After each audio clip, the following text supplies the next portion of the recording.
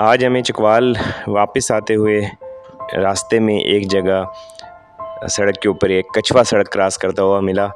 काफ़ी रश वाली सड़क थी और बहुत ज़्यादा चांस था कि ये किसी न किसी गाड़ी के नीचे आके अपनी जान से हाथ धो बैठता। तो हमने सोचा कि इस कछुए को बचा के किसी भी ऐसी झील या पानी में छोड़ दिया जाए जहाँ ये अपनी बका की जंग लड़ सके।